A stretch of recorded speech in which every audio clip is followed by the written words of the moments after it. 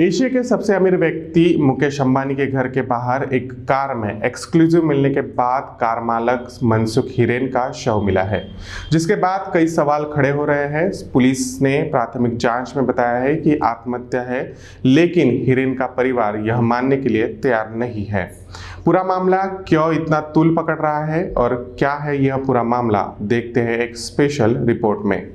25 फरवरी को प्रसिद्ध बिजनेसमैन मुकेश अंबानी के घर एंटेलिया के सामने एक गाड़ी मिली थी, जिसमें जिंदा बारूद थे, जिसके बाद जांच करने पर एक के बाद एक मामले सामने आते गए। यह स्कॉर्पियो गाड़ी मुंबई में रहने वाले मनसुख हिरेन नाम के व्यक्ति के नाम पर रजिस्टर्ड है, जिसका शव शुक्रवार को मुंबई के सुनसान इलाके रेती बंदर की खाड़ियों में यानी कि झील में मिली। इस पर शुक्रवार को विधानसभा में भी चर्चा हुई। विधानसभा के विरोधी पक्ष नेता देवेंद्र फडणवीस ने कई आरोप लगाते हुए इस मामले की जांच निष्पक्षता से एनआईए द्वारा करने की मांग की है।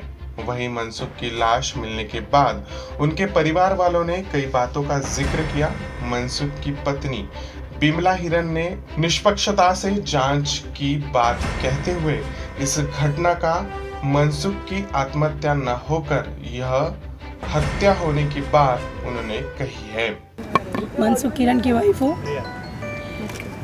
मैं, और मेरा परिवार कभी ऐसा सोच भी नहीं सकते हैं। और हमारी गाड़ी 8 दिन पहले चोरी हुई थी। समय समय जैसे पुलिस वालों का फ़ोन आ रहा था तो हस्बैंड इंक्वायरी के लिए जा भी रहे थे, वो पूरे दिन वहाँ बिठा के रखते थे, रात दिन पूरे फुल कोऑपरेट किया पुलिस वालों के साथ में। उसके बाद उन्होंने कल भी उनको बुलाया तो वो कल भी गए, पर रिटर्न वापस आए नहीं। और उनका कॉल मतलब 10 बजे बाद कॉल बंद हो गया। और कोई कांदीवली से क्राइम ब्रांच से कोई तावड़े करके उनका कॉल आया था। फिर उसके बाद वो उनके जाने के आधे 1 घंटे बाद फ़ोन बंद हो गया। और हमने रात भर इंतज़ार किया, सुबह फिर देखा अभी तक पता नहीं। फिर हमने कंप्लेंट भी लिखाई।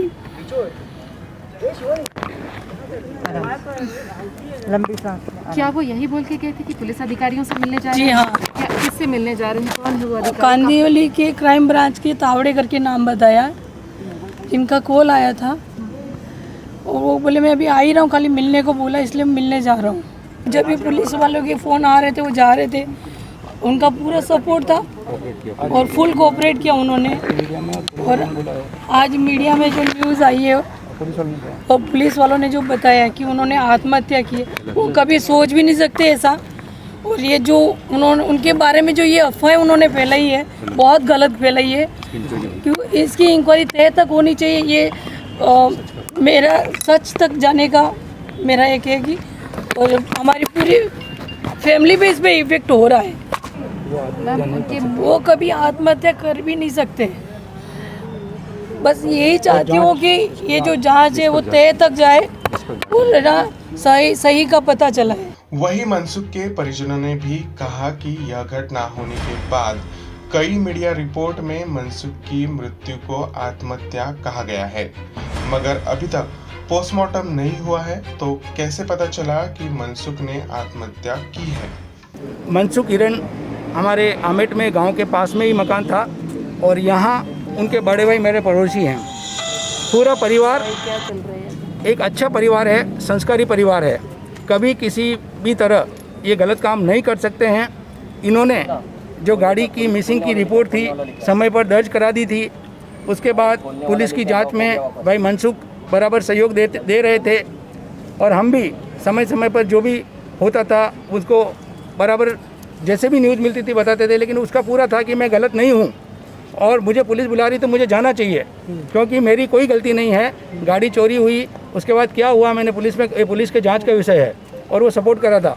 लेकिन आज मीडिया में और जो रिपोर्ट आई है कि उसने आत्महत्या की है, ये बहुत बड़ी दुखद घटना है। क्योंकि अभी पोस्टमार्टम नहीं हुआ, उसके पहले काफ़ी लोगों ने मीडिया पे कहा है कि उसने आत्महत्या की है। ये सरासर गलत है और ये जांच का विषय है। मैं महाराष्ट्र सरकार से और देश की सरकार से ये मांग करता हूँ, जैन समाज की ओर से, ये जैन समाज के लिए कलंक का विषय है। एक अच्छा परिवार जिसको बदनाम किया जा रहा है, जिसने हमेशा सरकार को, प्रशासन को सहयोग दिया है, आज उसके माथे पर कलंक का टीका लगाया जा रहा है। सरकार से निवेदन है इसकी निष्पक्ष जांच की जाए और जड़ तक जाकर और बड़ी एजेंसियों से इसकी जांच की जाए। आज एक अबला नारी आपके सामने आई है, विमला, जो 2 घंटे से बेहोश थी, हमको मीडिया तक लाने में कितनी मशक्क़त करनी पड़ी, उसकी हालत नहीं थी, फिर भी आकर मीडिया के सामने उसने बयान दिया है। तो मैं चाहूँगा अपने महाराष्ट्र सरकार से और देश की सरकार से इसकी बड़ी एजेंसी से जांच कराई जाए और इसको तह तक जाना चाहिए और परिवार को न्याय दिलाना चाहिए। उसको और कुछ अगर सुसाइड करनी होती तो और किसी तरीके से करता था। खाड़ी में तो स्विमर आदमी जा गया है। ये तो अच्छी स्विमिंग आती थी, बहुत अच्छी स्विमिंग करते थे, टॉप का स्विमर थे वो, तो खाड़ी में क्यों जाएंगे वो? तो आप लोग चाहते हैं कि एनआईए जांच करे इसकी? 100% जांच होनी चाहिए। मुंबई पुलिस की क्राइम ब्रांच की जांच पर भरोसा नहीं है? भरोसा ऐसा है मैडम कि जो भी अच्छी से अच्छी जांच हो वो होनी चाहिए। वो आप लोग सपोर्ट करो कि आप लोग को क्या होना चाहिए। हम लोग तो मिडल मैन है, हम लोग को इतना नॉलेज भी नहीं पॉलिटिकली, पॉलिटिक्स नहीं हो जावे, हम लोग यही चाहते हैं, निष्पक्ष जांच हो गए, ये चाहते हैं। कोई किसी में साधारण बिजनेसमैन है, जैन समाज से जुड़े हैं, जैन एक्टिविटी से जुड़े हैं, हमारी संस्था से जुड़े हैं, तो इनका किसी तरह का इन्वॉल्वमेंट हो नहीं सकता है। हमारी यही निवेदन है, जैसे देवेंद्र जी फडणवीस के एनआईए को जांच रिपोर्ट जांच देनी चाहिए, ताकि जो सच है, दूध का दूध पानी का पानी होना चाहिए, यही हमारे निवेदन है। इस घटना के बारे में अगर हम पहले से सोचें तो यह सबसे पहले हुई घटना के बारे में मिली जानकारी के अनुसार 25 फरवरी के 8 दिन पहले मनसुख हिरन इनकी स्कॉर्पियो गाड़ी मुंबई के ठाणे से चोरी हो गई थी, जिसकी रिपोर्ट भी मनसुख ने पुलिस में दर्ज करवाई। इसके बाद रोजाना पुलिस अधिकारियों की ओर से मनसुख को जांच के नाम पर बुलाया जाने लगा, जिस पर हर रोज मनसुख द्वारा पुलिस स्टेशन जाकर जांच में सहयोग करने की बात मनसुख की पत्नी बिमला हिरन ने कही है। इस मामले में बार बार पुलिस अधिकारी सचिन वजे नाम के अधिकारी का नाम सामने आया है, जिसकी बात अक्सर मनसुख के साथ फोन पर होती थी। यह बात फडणवीस ने सभागृह में कही है। शुक्रवार को मनसुख हिरन की लाश मिलने पर देवेंद्र फडणवीस द्वारा इस घटना को सभागृह के सामने रखा गया। साथ ही इस घटना की जांच एनआईए द्वारा की जाए ऐसी मांग भी की गई। जे मनसुख हिरेन यांचं जे काही स्टेटमेंट आहे त्या स्टेटमेंटमध्ये त्यांनी असं म्हटलंय की ही गाडी माझ्याकरता मी विकत घेतली आहे। तुम्ही स्टेटमेंट वाचा, माझा जो आहे स्टेटमेंट त्याची कॉपी आपल्याला देतो।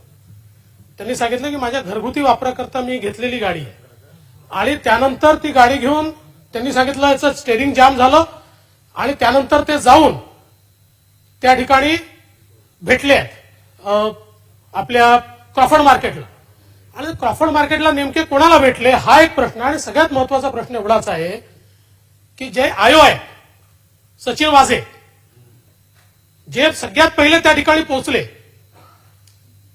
त्यांचं आणि यांचं आधीचे टेलिफोन कन्व्हर्सेशन्स आहे, मग हे एकमेकाला ओळखत होते का, इतके कोइन्सिडन्सेस कसे आहेत, हा यातला महत्वाचा मुद्दा आहे। आणि म्हणून मला असं वाटतं की या संदर्भात मंत्री महोदय आपण अतिशय प्राथमिक अशा प्रकारचं निवेदन केलंय, कुठल्याही प्रश्नाचं उत्तर या ठिकाणी आलेलं नाही। आमचं स्पष्ट मत आहे अशा प्रकारे जो यातला सगळ्यात महत्वाचा दुवा आहे त्याची बॉडी सापडलेली आहे आणि मी स्वतः त्याचे बॉडी बघितली, ती जी काही त्या ठिकाणी बॉडी दिसते हात बांधलेले आहेत मागे, असे हात मागे बांधून आत्महत्या नाही करतायत। त्याच्यामुळे या ठिकाणी हे सगळं जे चाललेलं आहे एवढे कोइन्सिडन्सेस असू शकत नाही आणि म्हणून आमची तर मागणी आहे की तात्काळ हे प्रकरण आपण एनआयएला दिलं पाहिजे आणि एनआयएच्या माध्यमातून याची निष्पक्ष चौकशी केली पाहिजे। वहीं राज्य के गृह मंत्री अनिल देशमुख ने इस बारे में जवाब देते हुए कहा कि फडणवीस बार बार अनिल वजे का नाम इसलिए ले रहे हैं क्योंकि उन्होंने अर्नव गोस्वामी पर कार्रवाई की थी। मुकेश अंबानीच्या